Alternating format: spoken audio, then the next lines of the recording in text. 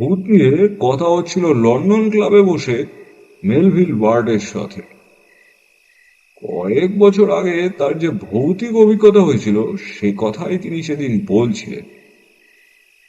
Paddington থেকে তিনি যাচ্ছিলেন পেনজান্স। সেই যাওয়ার পথে তার ট্রেনটা হঠাৎই থেমে যায়।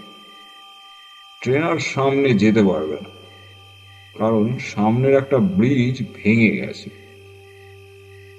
অগত্যা তাকে একটা কাছেই হোটেলে ঘর নিতে হয়। নিচতলার পেছন দিকের ঘর। ঘরটি বন্ধ থাকার কারণে ভেতরে বীভৎস গুমোট একটা গন্ধ। ঘরের মেঝেতে তার ব্যাগটা একদিকে রাখা। ঘরের একধারে দেওয়াল জুড়ে এক মস্ত আলমারি, আর একদিকে আছে গ্যাসের একটা উনুন। সেই উনুনে আগুন জ্বেলে শীতের রাতে স্যার মেলভিন আগুন পোহাচ্ছিলেন। পথের ধকলে শরীর ভীষণই ক্লান্ত ছিল তার। আগুন পোহাতে পোহাতে ঘুম পায় তার। ঘুম ঘুম চোখে বিছানায় এসে শুয়ে পড়েন এবং যথারীতি গভীর ঘুমে তিনি তলিয়ে যান।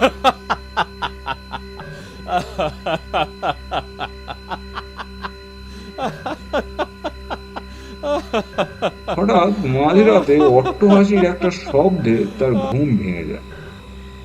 বিছানায় বসে তিনি দেওয়াল আলমারির দরজায় এক রহস্যময় নীল আলো দেখতে পান। তিনি সেই আলমারির দরজার দিকে এগোতেই আস্তে আস্তে দরজাটি খুলে যায়, আর সেই অদৃশ্য রহস্যময় বস্তুটি দরজার ভেতর থেকে ক্রমে স্পষ্ট থেকে স্পষ্টতর হয়ে ওঠে। একটা নিগ্র মানুষের কাটা মুন্ডু ক্রমাগত তার বীভৎস মুখ নিয়ে এগিয়ে আসছে তার দিকে, আর তার শয়তান সুলভ চোখও ঠিকরে বেরিয়ে আসছে যেন। এবার দরজাটি একদম খুলে যায়। এ কি, মুন্ডুটি কাঁটা নয়, একটা দস্তুর মতো মানুষই মনে হচ্ছে। আর তার হাতে একটা ছুরিও রয়েছে। খাটের দিকে এগিয়ে আসছে একদম হামাগুড়ি দিয়ে। খাটের খুব কাছাকাছি চলে আসা মাত্রই মেলভিল ছুটে ঘর থেকে বেরিয়ে পড়ে। বেরিয়ে পড়া মাত্রই দেখেন সেই নিগ্র ছায়ামূর্তিও দ্রুত মিলিয়ে যাচ্ছে। ভয় লজ্জায় আরক্ত হয়ে ঘরে ফিরে দেখেন কোথাও কোনো অস্বাভাবিকতার কোনো চিহ্ন মাত্র নেই। এরপর আবার তিনি বিছানায় শুয়ে এসব 7-17 ভাবতে ভাবতে ঘুমিয়ে পড়েন। অনেক বেলা পর্যন্ত ঘুমিয়ে মেলভিল সকালে যাবে।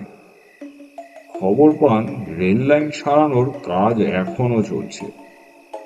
শেষ কখন হবে কারো জানা নেই। দিন পেরিয়ে সন্ধে নেমে এলো, তারপরে রাত। আগের রাতের মতো এ রাতেও তিনি সেই ফায়ার প্লেসের ধারে বসে আগুন পোহান। তারপর ঘুম পেলে বিছানাতে শুয়ে পড়েন। আবার রাতে ঘুম ভেঙে যায়।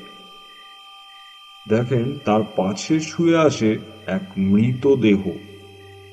তার হিমশীতল দেহের স্পর্শে তিনি জেগে ওঠেন। তাড়াতাড়ি বিছানা থেকে নামতে যান, কিন্তু হায়, তিনি নামতেই পারেন না। বোবায় পেয়ে তার মুখে রাগ ফুটছে না। তার বিছানা থেকে নামার কোনো ক্ষমতাই নেই। অনেক চেষ্টা করেও নিজেকে তিনি সেই বীভৎস মৃতদেহের পাশ থেকে সরাতে পারেন না। দেখতে পান সেই আলমারির দরজা দিয়ে রহস্যে ঘেরা সেই নীল মৃদু আলো আবার বেরিয়ে আসছে। আগের রাতের মতোই সেই আলমারির ভেতর থেকে বীভৎস নিগ্র মানুষটি আবার বেরিয়ে আসতে থাকে। হাতে তার সেই পরিচিত ধারালো ছুরি। চোখে এবার তার কুটিল হাসি, তবে তার চোখ মেলভিলের দিকে নয়। সে তাকিয়ে আছে রোল্যান্ডের পাশে শোয়া সেই মৃতদেহের দিকে। নিগ্রোটি এগিয়ে এসে যেই তার ছুরি দিয়ে মৃতদেহটিকে আঘাত করতে যাবে, মেলভিলের ঘোর কেটে যায়। মিলিয়ে যায় সেই নিগ্র মানুষটি আর তার রাতের শয়ন সঙ্গী।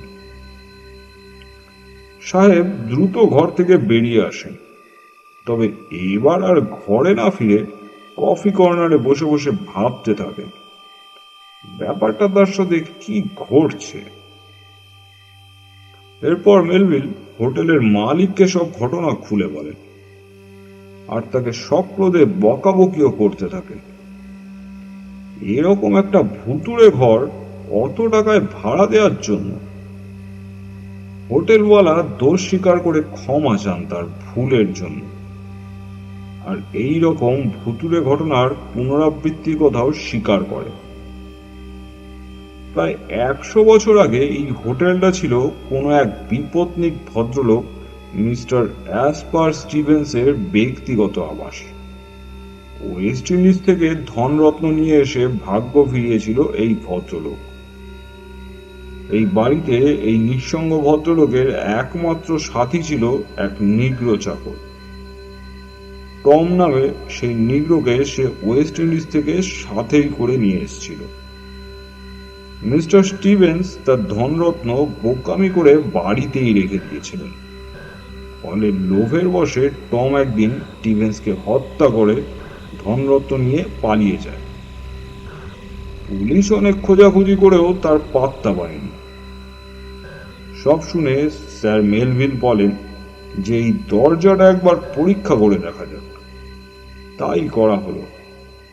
অনেক অনুসন্ধানের পর দেখা গেল যে দেয়াল আলমারির পেছন দিকে একটা স্প্রিং আছে, আর আছে একটা গোপন ঘর। আর এই ঘরের ভেতরই পড়ে আছে একটা পুরো কঙ্কাল। কঙ্কালের পাশেই পড়ে আছে একটা রক্তাক্ত ছুরি। পুরনো রক্তের দাগ আজও তাজা, টকটকে।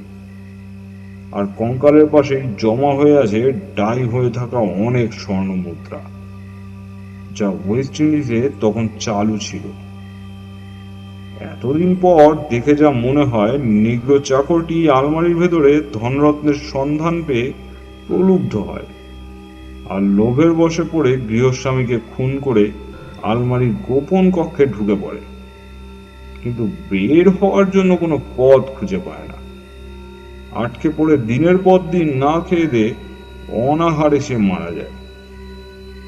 এরপর থেকেই সে মৃতের আত্মা গোপন কক্ষ থেকে বেরিয়ে আসার ব্যর্থ চেষ্টা করে চলেছে অবিরত, আর প্রতি রাতেই এই একই ঘটনার পুনরাবৃত্তি ঘটে চলে।